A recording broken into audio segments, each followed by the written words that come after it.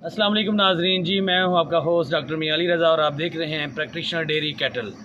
आपने आपको कल बताया था कि लास्ट वीडियो में बताया था कि चिचड़ों का मुकम्मल ख़ात्मे के लिए आपको एहतियाती तदाबीर क्या करनी है। अब हम आपको इलाज बताएंगे कि चिचड़ों से फैलने वाली बीमारियाँ कौन कौन सी हैं और वो बहुत ही मुहल्लक और ख़तरनाक हैं, बहुत मुज़ी मर्ज़ है। चिचड़ों से क्या होता है, चिचड़ जो है वो टिक्स जिसे कहते हैं हम, वो क्या होते हैं जानवर की जिस्म के साथ लगते हैं, फिर उससे खून चूसते हैं तो उसके जर्म्स जो होते हैं वो खून के अंदर चले जाते हैं, जिससे आपके जानवर को चिचड़ों वाला बुखार हो जाता है। उसको हम कहते हैं थलेरिया हो जाता है। डिजीज़ का नाम है थलेरिया, यानी चिचड़ों से होने वाले बुखार को क्या कहते हैं, थलेरिया कहते हैं। और दूसरा एक और इसके साथ दो टाइप्स की और डिजीज़ जाती हैं। ये बेसिकली इसको दूसरी जो डिजीज़ होती है उसको कहते हैं रेड वाटर, ठीक है। और तीसरा इसे होता है एनाप्लाज्मा। और ये आपको कैसे पता चलेगा कि एनिमल को थलेरिया है, बबेजिया है या एनाप्लाज्मा है, ठीक है। एक तो होता है जब थलेरिया हो तो उसमें जानवर को बुखार हो जाता है और बुखार होने से क्या होता है जानवर डे बाई डे वीक होना शुरू हो जाता है, खाना पीना छोड़ देता है, ठीक है। ये थलेरिया के और लिम्फ नोड होता है गर्दन के साथ, लिम्फ नोड उस पर स्वेलिंग आ जाती है। अगर आप देखना चाहें ये तो एक निशानी है बाइट से। और जो टेम्परेचर है उसका वो 106-107 105-106-107 तक जो है ना इसको रहता है। वो आप सुबह लगाएंगे, ट्रीटमेंट करेंगे, कुछ देर बाद ठीक होगा, फिर हो जाएगा, मतलब टेम्परेचर टूटेगा फिर दोबारा से हो जाएगा। ये उसकी निशानी है कि इस जानवर को थलेरिया है, ठीक है। और जो बेजिया होता है वो उसका ये होता है कि जानवर को पेशाब के साथ खून आना शुरू हो जाता है, पेशाब के अंदर खून का आना बेजिया कहलाता है। लेकिन बेजिया एनाप्लाज्मा में भी या आप उसको कह लें कि जानवर को जब ब्लड आता है यूरिन के अंदर तो क्या होता है, जब बेजिया होगा चिचड़ों की वजह से जो मसला होगा उसके अंदर, ये बहुत एक मैं आपको ज़रूरी बात बता रहा हूँ और बहुत अहम चीज़ है कि आपने इसको पूरी नोट करना है कि जब ये फ़र्क है बेजिया ब्लड दो डिजीज़ के अंदर आता है। फास्फोरस की कमी हो उसके अंदर भी ब्लड आता है यूरिन के अंदर, पेशाब के अंदर, और अगर थलेरिया बेजिया हो उसके अंदर भी आता है। अब इसका डिफरेंस कैसे करेंगे, इसको कैसे आप देखेंगे कि बेजिया कौन सा है और एनाप्लाज्मा या रेड वाटर या जिसमें फास्फोरस की कमी है वो कौन सा है। अब जो होगा बेजिया टिक्स की वजह से होगा, चिचड़ों की वजह से होगा, उसके अंदर ब्लड आएगा एक तो यूरिन के अंदर, और उसके साथ साथ जानवर को टेम्परेचर होगा 104 तक, ठीक है। और जो होगा फास्फोरस की कमी की वजह से ब्लड आएगा यूरिन के अंदर, लेकिन जानवर को टेम्परेचर नहीं होगा, टेम्परेचर नॉर्मल होगा या सब नॉर्मल होगा, मतलब 100 लेस देन 100 होगा, 100 तक होगा। मतलब नॉर्मल टेम्परेचर जो है कौ का 102 होता है, 102 टेम्परेचर होता है, अगर इससे कम होगा उसके अंदर, ठीक है। तो ये थी इसके जो आपको मैंने मेन निशानियाँ बता दी हैं, अलामात इसको कह ले बता दी हैं कि इसमें ये अलामात होती हैं। टेम्परेचर हो जाता है, जानवर फीड ऑफ हो जाता है, और अगर जो बेजिया इसका बर वक्त इलाज ना किया जाए तो जानवर बहुत जल्दी एक्सपायर भी हो सकता है, मर सकता है।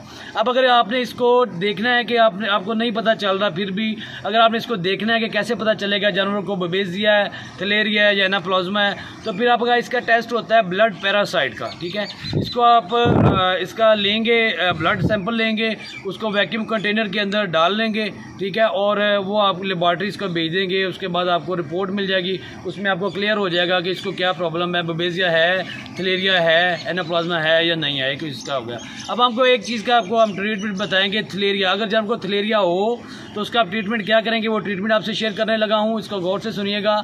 और इसमें क्या होता है कि टेम्परेचर होता है एनिमल को, इसको आप क्या लगाएंगे, सबसे पहले आप इसको पेन किलर लगाएंगे, मतलब चाहे वो डिक्लोरॉन लगा दें, चाहे मेलॉक्सिकेम लगा दें, या आप लॉक्सन मतलब फ्लोनिक्सन मैग्लोमिन लगा दें, या आप इसको कीटोप्रोपिन लगा दें। इन 4 इंजेक्शन में से एक इंजेक्शन आप इसको लगाएंगे, ठीक है। ये सारे पेन किलर हैं, ठीक है, ये लगाएंगे आप। और उसके साथ आपको एंटीबायोटिक इसको देंगे, एंटीबायोटिक आप देंगे ऑक्सीटेट्रासाइक्लिन, वो इसको देंगे, LA लॉन्ग एक्टिंग जो होती है वो देंगे।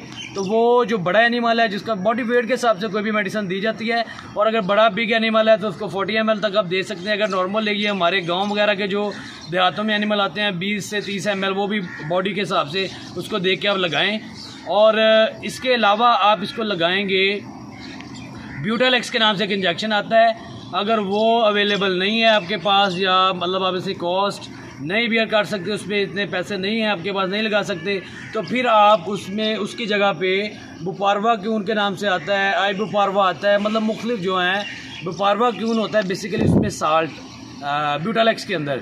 तो वो ही बुपारवैक उनके नाम से लोकल कंपनी पाकिस्तानी ने भी इंट्रोड्यूस करवाया है, मार्केट में अवेलेबल है, तो आप वो भी लगा सकते हैं। उसकी 20 ml की डोज होती है, ठीक है। 20 ml ने आपने लगाना है 10 गर्दन की एक साइड पे, 10 दूसरी साइड पे।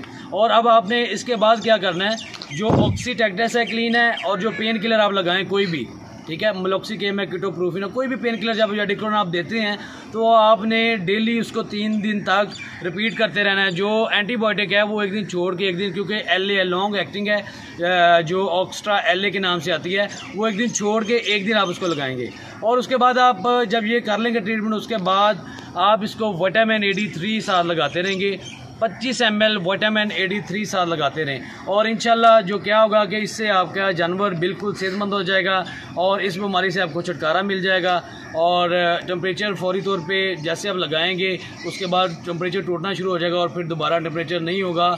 देन कि जब जानवर को वाकई थलेरिया होगा तो उसमें जानवर आपका इस ट्रीटमेंट से बिल्कुल रिकवर होगा। और अगले जो टॉपिक है, मतलब एक तो था बेबेजिया, उसमें उसका ट्रीटमेंट, और एनाप्लाज्मा या रेड वाटर और या फास्फोरस की कमी की वजह से जो प्रॉब्लम्स हैं उसको आप ट्रीटमेंट आपसे शेयर करने के वीडियो लेंथी हो रही है, इस वजह से अपने होस्ट को दीजिएगा इजाज़त। मिलेंगे एक नई वीडियो के साथ। अल्लाह हम नासिर।